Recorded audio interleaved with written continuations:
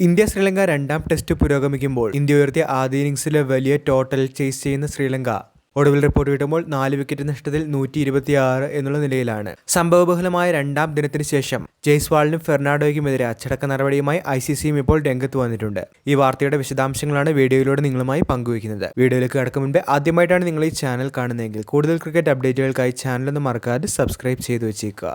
ധ്രുവ് ജുറൽ, പടിക്കൽ എന്നിവരുടെ സെഞ്ചുറി കരുത്തിലും പന്തിന്റെയും ശുഭ്മാൻ ഗില്ലിന്റെയും ജഡേജയുടെയും ജയ്സ്വാളിന്റെയും മികച്ച ഇന്നിംഗ്സുകളുടെ പിൻബലത്തിലും 503 റൺസ് നേടി ടീം ഇന്ത്യ ആദ്യ ഇന്നിംഗ്സിൽ ഡിക്ലെയർ ചെയ്യുകയായിരുന്നു. എന്നാൽ രണ്ടാം ടെസ്റ്റിൽ ക്രിക്കറ്റിനേക്കാൾ വലിയ ചർച്ചയായി മാറിയിരിക്കുന്നത് ജയ്സ്വാളും അസിത ഫെർണാണ്ടോയും തമ്മിലുള്ള വിവാദമാണ്.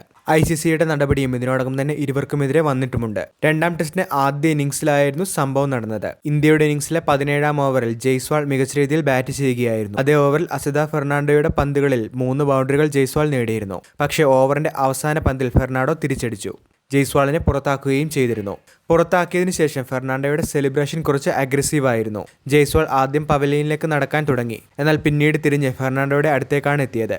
ഇരുവരും തമ്മിൽ വാക്കുതർക്കം ഉണ്ടായിരുന്നു. പിന്നീട് ഇരുവരും വളരെ അടുത്തെത്തുകയും ഫിസിക്കൽ കോണ്ടാക്ട് ഉണ്ടാക്കുകയും ചെയ്തിരുന്നു. Sri Lankan captain Dhananjaya D Silva ഉൾപ്പെടെയുള്ള താരങ്ങൾ ഇടപെട്ടാണ് പ്രശ്നം കൂടുതൽ വഷളാകാതെ തടഞ്ഞത്. ഇതിനുശേഷം സോഷ്യൽ മീഡിയയിൽ ആരാണ് തെറ്റുകാരൻ എന്നിങ്ങനെ ഉൾപ്പെടെ നിരവധി ചർച്ചകളും ഉണ്ടായിരുന്നു. ഇതിനിടയിലാണ് ഏറ്റവും പ്രധാനപ്പെട്ട മറ്റൊരു അപ്ഡേറ്റായി ICCയുടെ നിയമ നടപടി എത്തിയിരിക്കുന്നത്. ജയ്സ്വാളിനും അസിത ഫെർണാണ്ടോയ്ക്കും അവരുടെ മാച്ച് ഫീയുടെ 25% വീതം പിഴയാണ് ചുമത്തിയിരിക്കുന്നത്. അതിനൊപ്പം തന്നെ ഇരുവർക്കും ഒരു ഡീമെറിറ്റ് പോയിന്റ് വീതവും ലഭിച്ചിട്ടുണ്ട്. ICCയുടെ കോഡ് ഓഫ് കണ്ടക്റ്റിലെ ആർട്ടിക്കിൾ 2.12 പ്രകാരമാണ് നടപടി വന്നിരിക്കുന്നത്. അതായത് ICCയുടെ തീരുമാനം വളരെ ക്ലിയർ ആണ്.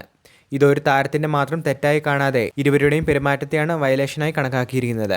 സോഷ്യൽ മീഡിയയിൽ ഇതിനോടകം തന്നെ വിമർശനങ്ങൾക്ക് മറുപടിയായി ജയ്സ്വാൾ തന്നെ പ്രതികരണവുമായി രംഗത്തെത്തിയിരുന്നു. ഫെർണാണ്ടോ എന്താണ് പറഞ്ഞതെന്ന് അറിയാത്തവർ സംഭവത്തെക്കുറിച്ച് വിധി എഴുതരുത് എന്നും ആരെങ്കിലും പരിധി കടന്നാൽ അതിനെതിരെ പ്രതികരിക്കേണ്ടി വരുമെന്നും അദ്ദേഹം വ്യക്തമാക്കിയിട്ടുണ്ട്. ഹർഷ ബോഗ്ലയുടെ പോസ്റ്റിനെതിരെയാണ് ജയ്സ്വാൾ ഇത്തരത്തിലൊരു കമന്റുമായി രംഗത്തെത്തിയത്. എന്തായാലും ICCയുടെ നിയമ നടപടി വന്നതോടുകൂടി ഈ ഒരു ടോപ്പിക്ക് വീണ്ടും സജീവ ചർച്ചയിലേക്ക് തന്നെയാണ് എത്തിയിരിക്കുന്നത്.